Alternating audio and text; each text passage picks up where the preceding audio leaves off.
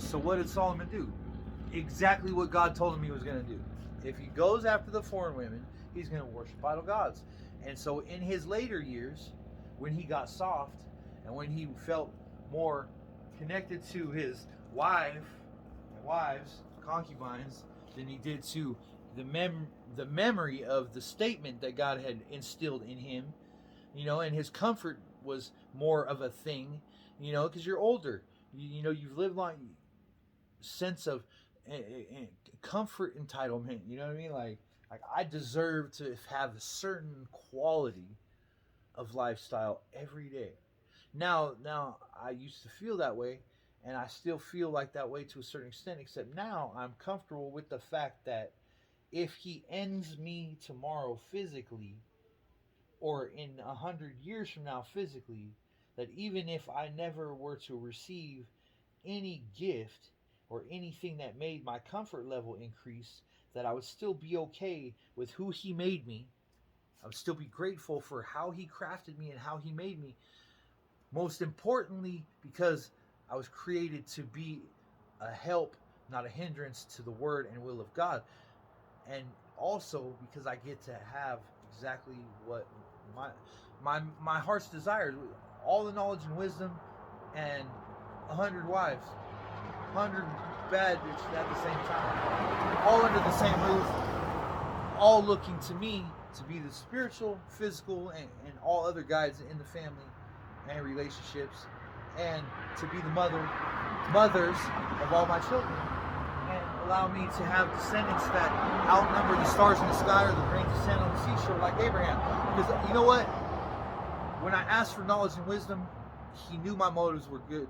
They were pure. I walked out on my everything that I had, every material and every physical connection I had to this world. I walked out on it because I thought the price for keeping it was my soul. I wasn't down for selling my soul, so I abandoned everything, including the family that had been caring about me, or so I thought for a long time. It was the hardest decision I ever had to make. Sitting at, Flying J's, or the pilot in Madeira, the truck stop, and abandoning them. And it sounds like a dirtbag move. It sounds like,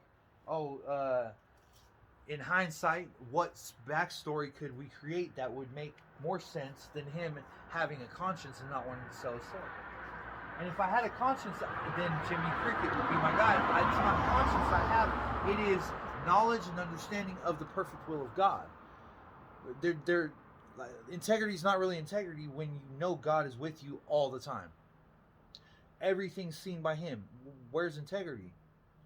You can't do anything for the right reason while nobody's watching, because there's always him watching, and he's a part of everything. And so if integrity goes out the window, then it's all about what? God's will. God. It's all about him. It's all about his creation. It's all about not worshiping idol gods, not bowing down before any other thing, not bowing down before my car, not bowing down before my phone, not bowing down before my service provider, not bowing down before anything at all. Like Nebuchadnezzar. Look, Daniel and Nebuchadnezzar, they knew that if that fire burnt them, they would be destroyed physically. They also knew that no matter what happened physically, that God had their back, and they would be delivered from whatever calamity that had befallen them if it was unjust and if it wasn't meant for them, right? So they had the ace in the hole, right? They knew. I call it the club in the hole. They knew at that moment. They told him, you don't even need to consider, because he told him, this was going to happen tomorrow if you don't bow down and worship my God that I put up there while everybody else is doing it. At the same time, same noises, the same mannerisms, the same prostrateness, the same gestures, and the same, music. Everybody at the same time were going to do this for his God that he put up himself in the square or whatever in Babylon. Now, they didn't even hesitate. Shadrach, Meshach, and Abednego, they're like, no, we ain't got to we don't have to go consider any of that. We will not. And okay, throw us in the fire if you need to. Do what you have to do is basically what they told. Like the fearlessness of knowing that everything that happens is going to be part of his perfect plan, and his perfect plan for me is a good one. So what do I have to worry about? Nothing except disappointing him. Right? Setting a trap for myself that I can catch my own foot in. Right? Because there's plenty of factions and people out there that are setting snare traps all over the place for prophets and priests, right? And alpha males, okay? Any man of God, anybody that has independent thought and action and stands up for themselves properly, anybody that could be considered a threat or a nonconformist, you know, anybody that would be considered a patriot and a refresher of liberty. Yeah, I feel him right now, y'all. I mean, he's always here, but I feel him right now. Liberty Bell. Don't idolize it. Don't worship it. Don't go down and bow down before it. Look, it's got a crack in it. Why? Because it had a ball in its mouth. Okay? Here, get what I'm saying when I mean take the balls out of your mouth. How many sports do we have with that word in it? And how many other words do we have with that word attached to other words to make them, what do they call them? Conjunctions, right? Compound words, whatever you, they are combined words that have that word stuck in with it in order for it to, you know, try to emerge as a new and idol God. Like that's the plan, right? Because you got to realize anything that happens had a motive behind it at some point from somebody or our creator. Now, our creator has done all this 1,000 times, 1,000,000 times 1,000,000. He experimented and tried everything under the sun, which is why all is vanity. Nothing new is under the sun. Nothing new. Nothing that we come up with, nothing that we formulate, fact, divide into, add up, develop, move into, build, reap, harvest, sow, or otherwise craft.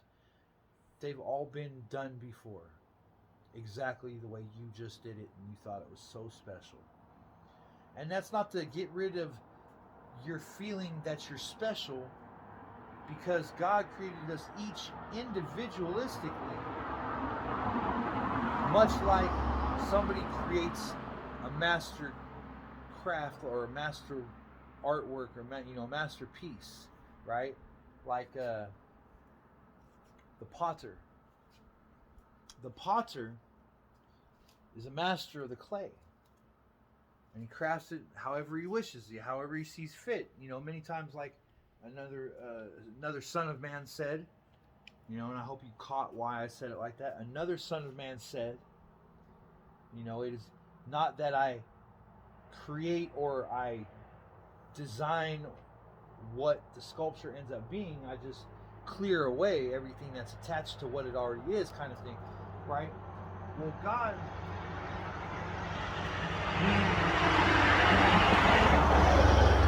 when you beget something, it's different than when you just have other sons and daughters. Anytime there's a distinction made in the Word of God when describing two of the same processes, but they describe it very differently, it's because those processes aren't as similar as we think they are. Okay? And they don't have the same level of importance or the same kind of information. See, when you begot something, you literally design it from the ground up like you would on an AutoCAD program or a 3D graphing program, and you design it like you would a character page on Dungeons and Dragons.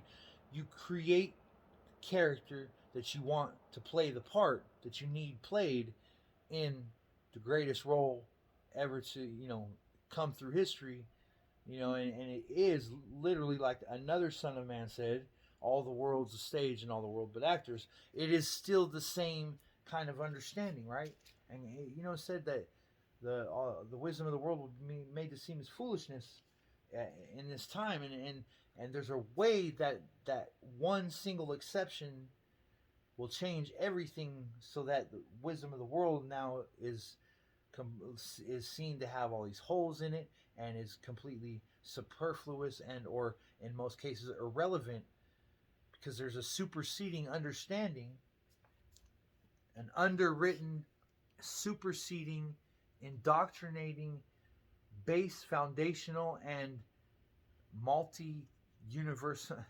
You know, it was created to be the end and the beginning, all, end all, be all.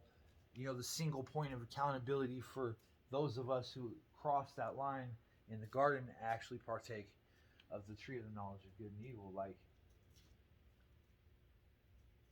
I used to think everything, the world wanted me convinced that everything that was bad in my life was sexual. That everything that I thought about, practiced, or understood in my life sexually was wrong, bad, or tainted, and should be eradicated, medicated, and excommunicated, essentially. Because it did not want me to feel comfortable with my sexuality, and it didn't want me to be in a position to where I wouldn't be shamed by being straight. Now get with me, right? Look, I walked around many times recently feeling completely shamed by the world and by the people in it for being a straight man. Like, I could be better than this if I were bisexual, or I could be even more utilitarian and more universal and more likable and more acceptable if I were to, be gay instead of, and all these things. The world's perfect, is designed perfectly by God, and then it's slowly re-engineered over time by all these other ulterior motives and factions, which God had already taken into account way before, with percentage probabilities on every single marker out there, right? And he doesn't have to keep track of everything, but he does. No buts. He does. He doesn't have to. He does. Everybody is a potential sensor. Everybody is potentially connected to the system unless released from the system. Did you see the woman in the red dress? No, but I saw the undercover cop truck. So the point is that God can tap into any one of his sensors in the entire network. At will. At whim, whatever he chooses. And there's a big deal about being a temple of God and being a sanctuary and being prepared to receive him once you have knowledge that would require you to do those things. Before those things, you're as a child. You're innocent and you're shameless, and you don't have this running through your brain to show you the other side. What you have is, hey, Father, how did you do this? Can we do that? I fell and skimmed out, and you go to God with your requests and your issues and your problem, anything that you faced, anything that you're working on and dealing with, and you go to him, and you get a father's answer, you get a father's response, you get a father's guidance. Okay, that's why there is such a big push to stay away from growing up and away from adultery, because those things send us down this path that is almost inevitable, and it almost inevitably always ends up in worshiping and bowing down before something other than God. And a lot of times that person is the person staring you in the mirror through, vanity and some other things, right? Because the movie Inception, scary movie, scary concept, awesome concept at first, until I realized what potential it had. Because now, knowing what is possible, the system can take advantage and incept various things into my consciousness in a way that makes me believe that it was my very own fresh, awesome idea, and that I can run with it until the wheels fall off and then keep going after that on some Energizer skates, um, essentially because it can make me convinced that the good thinking that I'm having is my good thinking and I came up with it. And therefore, I can separate myself from God rather than separating myself from the world. And then, who do I have to look to and turn to for guidance, authorization, and fulfillment? Self. So then, it puts me in a position that I don't want to be in. So let's avoid all that, right? Let's not believe the inception, and it's really, it's not always easy to spot when something's interjected to our consciousness, because here's the thing: no weapon forged against me shall prosper. Therefore, anything that comes at me has to come at me from like an area of effect spell. It literally has to splash me. And God always gives me a raincoat, rainbow, and an umbrella.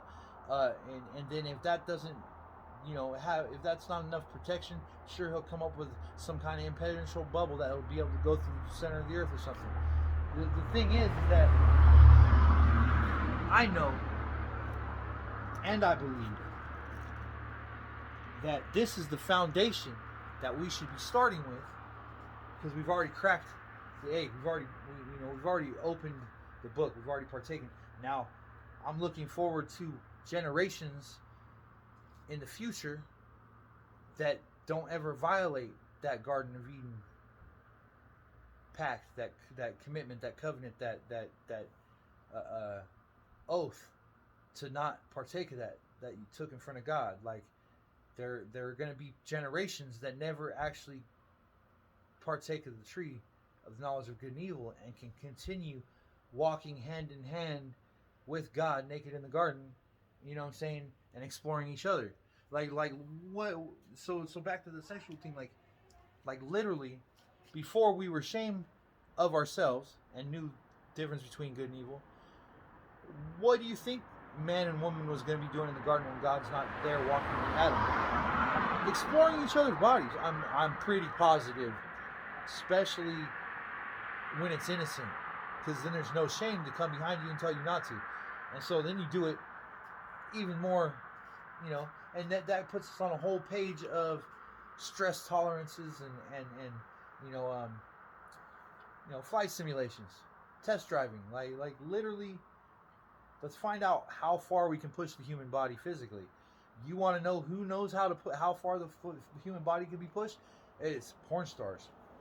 You want to know who knows the most about biology when it comes to the human body and everyday use of that body? The porn industry. Not hospitals and institutions. They have an agenda. They have a different agenda. Porn stars and porn industry's agenda is to keep all of their actors and actresses healthy and on set. You can't do that if you fucking give them faulty information, or don't give them all the information, or shame them for living the lifestyle they live.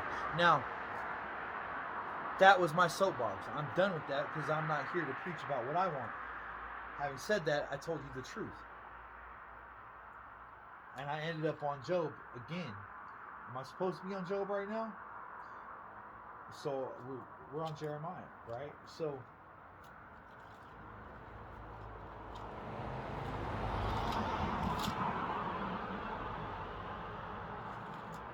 I think we're on like 5. Yeah, so we're like 4 or 5. Then I said, "Ah, Lord God, surely you have greatly deceived this people and Jerusalem, saying, you shall have peace, whereas the sword reaches to the heart. At that time it will be said to this people and to Jerusalem, a dry wind of the desolate heights blows in the wilderness toward the daughter of my people, not to fan or to cleanse." Look, man, they literally fan the winnowing fan, the one that fans the fire in the forge to make it hotter than normal, right?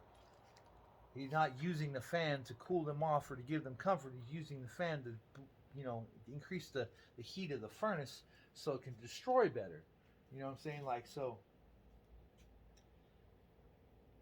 a wind too strong for these will come for me.